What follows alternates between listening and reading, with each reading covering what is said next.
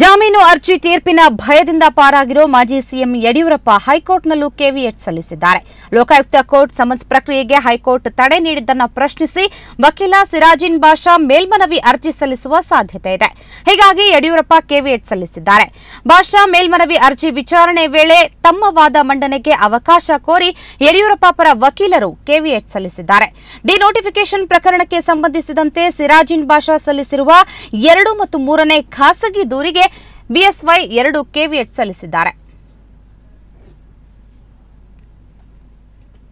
ಈ ಬಗ್ಗೆ ಮತ್ತಷ್ಟು ಮಾಹಿತಿ ಪಡೆಯೋಣ ನಮ್ಮ ಪ್ರತಿನಿಧಿ ಮಾರುತಿ ಅವರಿಂದ. ಮಾರುತಿ, ಒಂದು ಕಡೆ ಈಗಾಗಲೇ ಹೈಕೋರ್ಟ್ ಸಮನ್ಸ್ ಪ್ರಕ್ರಿಯೆಗೆ ತಡೆ ಕೊಟ್ಟಿದೆ, ಇನ್ನೊಂದು ಕಡೆ ಬಹಳ ಜಾಣ ನಡೆ ಅಂತ ಹೇಳಬಹುದಾಯ್ತು ಯಡಿಯೂರಪ್ಪ ಅವರದ್ದು ಕೆವಿಯಟ್ ಕೂಡ ಸಲ್ಲಿಸಿದ್ದಾರೆ. ಹಾಗಾದ್ರೆ ಎಸ್ ಶ್ವೇತಾ, ಇದು ಯಾವುದೇ ಒಬ್ಬ ಅರ್ಜಿದಾರ, ಯಾವುದೇ ಒಬ್ಬ ಕಕ್ಷಿದಾರ ಕೂಡ ಮಾಡುವಂತಹ ಕೆಲಸ. ಅಂದ್ರೆ ತನ್ನ ಪರವಾಗಿ ಕೆಳ ನ್ಯಾಯಾಲಯದಲ್ಲಿ ಆದಂತಹ ಒಂದು ಆದೇಶಕ್ಕೆ ಪ್ರತಿ ಅರ್ಜಿದಾರರು ತನ್ನ ಮೇಲ್ಮನವಿ ಸಲ್ಲಿಸುತ್ತಾರೆ ಎಂಬ ಒಂದು ಊಹೆ ಮೇಲೆ, ಅಂದ್ರೆ ಆ ಒಂದು ಕಾರಣದ ಮೇಲೆ ಈ ಒಂದು ಕೆವಿಯಟ್ ಅರ್ಜಿಯನ್ನ ಸಲ್ಲಿಸ್ತಾರೆ. ಕೆವಿಯಟ್ ಅರ್ಜಿ ಅಂದ್ರೆ ಅಂತ ಹೇಳಿದ್ರೆ ಕೆವಿಯಟ್ ಅರ್ಜಿ ಅಂದ್ರೆ ಯಾವುದೇ ಒಬ್ಬ ವ್ಯಕ್ತಿ ಈ ಒಂದು ಪ್ರಕರಣಕ್ಕೆ ಸಂಬಂಧಪಟ್ಟಂತೆ ಮೇಲ್ಮನವಿಯನ್ನು ಸಲ್ಲಿಸಿದಂತ ಸಂದರ್ಭದಲ್ಲಿ ಆ ಮೇಲ್ಮನವಿಯ ಮೇಲ್ಮನವಿಗೆ ಯಾವುದೇ ಒಂದು ಆದೇಶವನ್ನ ಕೊಡುವಂತ ಸಂದರ್ಭದಲ್ಲಿ ತನ್ನ ವಾದವನ್ನ ಆಲಿಸಲಿಕ್ಕೆ, ತನ್ನ ವಾದ ಮಂಡನೆಗೆ ಅವಕಾಶ ಕೊಡಿ ಅಂತ ಹೇಳ್ಬಿಟ್ಟು ಕೇಳ್ಕೊಳ್ಳುವಂತ ಒಂದು ಪತ್ರ, ಮುನ್ನೆಚ್ಚರಿಕೆ ಪತ್ರ ಅಂತ ಹೇಳ್ತಾರೆ ಶ್ವೇತಾ. ಈ ಹಿನ್ನೆಲೆಯಲ್ಲಿ ಯಡಿಯೂರಪ್ಪ ಒಂದು ಹೆಜ್ಜೆ ಮುಂದೆ ಅಂತ ಹೇಳ್ಬೋದು. ಯಾಕಂತ ಹೇಳಿದ್ರೆ ಈಗಾಗಲೇ ಅವ್ರು ಏನು ಈ ಒಂದು ಆದೇಶವನ್ನ ಪಡ್ಕೊಂಡಿದ್ರು 2 ಮತ್ತು PCR 2 ಮತ್ತು 3ನೇ ಪ್ರಕರಣಕ್ಕೆ ಸಂಬಂಧಪಟ್ಟಂತೆ, ಒಂದು ವೇಳೆ ಆ ಒಂದು ಆದೇಶ ಸಿಕ್ಕಿರಲಿಲ್ಲ ಅಂತ ಹೇಳಿದ್ರೆ ಇವತ್ತು ಲೋಕಾಯುಕ್ತ ವಿಶೇಷ ನ್ಯಾಯಾಲಯದಲ್ಲಿ ವಿಚಾರಣೆ ಬೇರೆ ಆಗಿರ್ತಿತ್ತು ಅಂತ ಹೇಳ್ಬೋದು. ಆ ಒಂದು ಹಿನ್ನೆಲೆಯಲ್ಲಿ ಅವರು ತೆಗೆದುಕೊಂಡಂತ ಒಂದು ಮಧ್ಯಂತರ ಆದೇಶಕ್ಕೆ ಮೇಲ್ಮನವಿ ಸಲ್ಲಿಸುತ್ತಾರೆಂಬ ಒಂದು ಕಾರಣದಿಂದಾಗಿ ಈ ಒಂದು ಅರ್ಜಿಯನ್ನು ಸಲ್ಲಿಸಿದ್ದಾರೆ. ಈ ಹಿನ್ನೆಲೆಯಲ್ಲಿ ಹಿಂದೆ ಸಹ ಸಿರಾಜಿನ್ ಬಾಷಾ ಅವರು ಕೂಡ ಮೇಲ್ಮನವಿ ಅರ್ಜಿ ಸಲ್ಲಿಸುವವರಿದ್ದಾರೆ.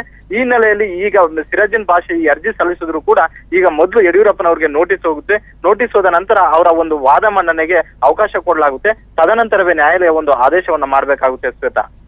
ಮಾರುತಿ, ಹಾಗಾದ್ರೆ ಇವತ್ತೇ ವಕೀಲ ಸಿರಾಜಿನ್ ಬಾಷಾ ಕೂಡ ಈ ಒಂದು ಹೈಕೋರ್ಟ್ ನೀಡಿದ ತಡೆಯನ್ನು ಪ್ರಶ್ನಿಸಿ ಮೇಲ್ಮನವಿ ಅರ್ಜಿ ಸಲ್ಲಿಸ್ತಾರ ಹಾಗಾದ್ರೆ? ಎಸ್ ಶ್ವೇತಾ, ಒಂದು ಮಧ್ಯಾಹ್ನದ ಒಳಗಾಗಿ ಇಲ್ಲ ಸಾಯಂಕಾಲದ ಒಳಗಾಗಿ ಒಂದು ಅಪೀಲು ಅರ್ಜಿ ಸಲ್ಲಿಸ್ತಾರೆ ಅಂತ ಹೇಳ್ಬಿಟ್ಟು ಅವರ ಪರ ಮೂಲಗಳು ಹೇಳ್ತಿದಾವೆ. ಸಲ್ಲಿಸಲೇಬೇಕಾಗುತ್ತೆ. ಯಾಕಂತ ಹೇಳಿದ್ರೆ ಈಗ ಅದು ಬೇರೆ ರಜೆ ಕಾಲದ ನ್ಯಾಯಾಲಯಕ್ಕೆ ರಜೆ ಇರೋದ್ರಿಂದ ಈ ಮಂಗಳವಾರ ಮತ್ತು ಶುಕ್ರವಾರ ಮಾತ್ರ ನ್ಯಾಯಾಲಯ ತೆರೆದಿರುತ್ತೆ. ಈ ಹಿನ್ನೆಲೆಯಲ್ಲಿ ಇಂದು ಏನಾದ್ರೂ ಅವರು ಸಲ್ಲಿಸಿದ್ರೆ ಒಂದು ಮೆಮೊ ಕೂಡ ಸಲ್ಲಿಸಲಾಗುತ್ತೆ. ಅಂದ್ರೆ ತ್ವರಿತ ವಿಚಾರಣೆಗೆ ಕೈಗೆತ್ತಿಕೊಳ್ಳಿ ಅಂತ ಹೇಳ್ಬಿಟ್ಟು ನಾಳೆಯೇ ಸಹ ಪ್ರಕರಣವನ್ನು ಕೂಡ ವಿಚಾರಣೆಗೆ ತೆಗೆದುಕೊಳ್ಳಿ ಅಂತ ಹೇಳ್ಬೋದು. ಆದ್ರೆ ಆ ಒಂದು ಪ್ರಕರಣವನ್ನ ವಿಚಾರಣೆಗೆ ತೆಗೆದುಕೊಳ್ಳುವುದು ಬಿಡುವುದು ನ್ಯಾಯಾಲಯಕ್ಕೆ ಬಿಟ್ಟ ವಿಚಾರ. ಹೀಗಾಗಿ ಒಂದು ವೇಳೆ ಈ ನಾಳೆ ಏನಾದ್ರೂ ವಿಚಾರಣೆಗೆ ತೆಗೆದುಕೊಳ್ಳಿಲ್ಲ ಅಂತ ಹೇಳಿದ್ರೆ ಶುಕ್ರವಾರ ವಿಚಾರಣೆಗೆ ಬರ್ಬೇಕಾಗುತ್ತೆ.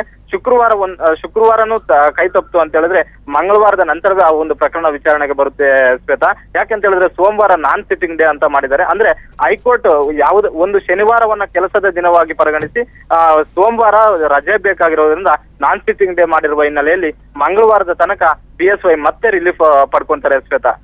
ಮಾರುತಿ, ಒಟ್ಟಾರೆ ಈಗಿನ ಒಂದು ಬೆಳವಣಿಗೆಗಳನ್ನ ನೋಡಿದ್ರೆ ಈಗಾಗಲೇ ಹೈಕೋರ್ಟ್ನಿಂದ ತಡೆ ಸಿಕ್ಕಿದೆ, ಲೋಕಾಯುಕ್ತ ನೀಡಿದಂತಹ ಸಮನ್ಸ್ಗೆ ತಡೆ ಸಿಕ್ಕಿದೆ, ಜೊತೆಗೆ ಯಡಿಯೂರಪ್ಪ ಕೆವಿಯಟ್ ಸಲ್ಲಿಸಿದ್ದಾರೆ. ಹೀಗಾಗಿ ನ್ಯಾಯಾಂಗ ಹೋರಾಟದಲ್ಲಿ ಬಹಳ ಮುನ್ನೆಚ್ಚರಿಕೆಯಿಂದ ಸ್ಟೆಪ್ ಇಡ್ತಾ ಇದ್ದಾರೆ ಹೇಗೆ ಅಂತ? ಎಸ್ ಶ್ವೇತಾ, ಇದೊಂದು ಇಂಟ್ರೆಸ್ಟಿಂಗ್ ಕ್ವಶನ್ ಅಂತ ಹೇಳ್ಬೋದು. ಯಾಕಂತ ಹೇಳಿದ್ರೆ ಸುಮಾರು 8 ಪ್ರಕರಣಗಳನ್ನ ಫೈಲ್ ಮಾಡಿದ್ರು ಯಡಿಯೂರಪ್ಪನವರು, BS ಯಡಿಯೂರಪ್ಪನವರು. ಆದ್ರೆ 8 ಪ್ರಕರಣಗಳಲ್ಲಿ 6 ಪ್ರಕರಣಗಳಲ್ಲಿ ಅವ್ರಿಗೆ ಸೋಲ್ ಕಂಡಿತು. ಭದ್ರಾ ಮೇಲ್ದಂಡೆ ಪ್ರಕರಣಕ್ಕೆ 1ರಲ್ಲಿ ಅವರು ಯಶಸ್ವಿ ಕಂಡ್ರು. ಆ ಹಿನ್ನೆಲೆ ಅದರ ನಂತರ ಫೈಲ್ ಮಾಡಿದ್ದು ಈ 2 ಪ್ರಕರಣಗಳು, ಅಂದ್ರೆ PCR 3 ಮತ್ತು 4ನೇ ಪ್ರಕರಣಕ್ಕೆ ಸಂಬಂಧಪಟ್ಟಂತೆ ತಡೆ ಕೊಡಿ, ಮಧ್ಯಂತರ ತಡೆ ಕೊಡಿ ಅಂತ ಹೇಳ್ಬಿಟ್ಟು ಅರ್ಜಿ ಸಲ್ಲಿಸಿದ್ರು. ಆದ್ರೆ ಈ ಹಿಂದೆ ರಾಜ್ಯಪಾಲರು ನೀಡಿರುವಂತ ಒಂದು ಸ್ಯಾಂಕ್ಷನ್ ಅನ್ನ ರದ್ದು ಕೋರಿ ಸಲ್ಲಿಸಿದಂತ ಒಂದು ಅರ್ಜಿ ಇನ್ನು ವಿಭಾಗೀಯ ಪೀಠದ ಮುಂದೆನೆ ಬಾಕಿ ಇದೆ. ಸಿರಾಜಿನ್ ಬಾಷಾ ಪರ ವಕೀಲರ ವಾದವೂ ಕೂಡ ಅದೇ ಆಗಿತ್ತು ಅಂದು. ಅಂದ್ರೆ ವಿಭಾಗೀಯ ಪೀಠದ ಮುಂದೆ ಪ್ರಕರಣ ಬಾಕಿ ಇರೋದ್ರಿಂದ ಈ ಒಂದು ಏಕಸದಸ್ಯ ಪೀಠ ಯಾವುದೇ ಒಂದು ತೀರ್ಪನ್ನ ಕೊಡಕ್ ಬರಲ್ಲ ಅಂತ ಹೇಳ್ಬಿಟ್ಟು, ಆದ್ರೆ ಏಕಸದಸ್ಯ ಪೀಠ ಅಲ್ಲಿರುವಂತಹ ಒಂದು ವಿಚಾರಣೆನೇ ಬೇರೆ, ಇಲ್ಲಿ ನಡೀತಿರುವಂತಹ ಒಂದು ವಿಚಾರಣೆನೇ ಬೇರೆ ಅಂತ ಹೇಳ್ಬಿಟ್ಟು ಮಧ್ಯಂತರ ಆದೇಶ ನೀಡಿತ್ತು. ಆ ಮಧ್ಯಂತರ ಆದೇಶದಿಂದ ಫುಲ್ ರಿಲೀಫ್ ಪಡೆದ್ರು ಅಂತ ಹೇಳ್ಬೋದು. ಇಲ್ಲ ಅಂದ್ರೆ ಇಂದು ಲೋಕಾಯುಕ್ತ ವಿಚಾರಣೆ ಬಹಳಷ್ಟು ಇಂಟ್ರೆಸ್ಟಿಂಗ್ ಆಗಿರ್ತಿತ್ತು ಅಂತ ಹೇಳ್ಬೋದು ಶ್ವೇತಾ. ಈ ಹಿನ್ನೆಲೆಯಲ್ಲಿ ಯಡಿಯೂರಪ್ಪ ಒಂದು ಹೆಜ್ಜೆ ಮುಂದೆ ಆದ್ರು ಅಂತ ಹೇಳ್ಬೋದು. 8 ಪ್ರಕರಣಗಳ ಸಲ್ಲಿಸಿದ್ದಕ್ಕೆ 3 ಪ್ರಕರಣಗಳಿಗೆ ಅವ್ರಿಗೆ ರಿಲೀಫ್ ಸಿಕ್ಕಿದ್ದು ಒಂಥರ ಅವ್ರ ಪರ ಖುಷಿ ಕೊಡ್ತು ಅಂತ ಹೇಳ್ಬೋದು ಶ್ವೇತಾ. Thank you Maruti. ಎಲ್ಲ ಮಾಹಿತಿಗಾಗಿ ಜಾಮೀನು ಅರ್ಜಿ ತೀರ್ಪಿನ ಭಯದಿಂದ ಪಾರಾಗಿರೋ ಮಾಜಿ ಸಿಎಂ ಯಡಿಯೂರಪ್ಪ ಹೈಕೋರ್ಟ್ನಲ್ಲೂ ಇವತ್ತು ಕೆವಿಯಟ್ ಸಲ್ಲಿಸಿದ್ದಾರೆ.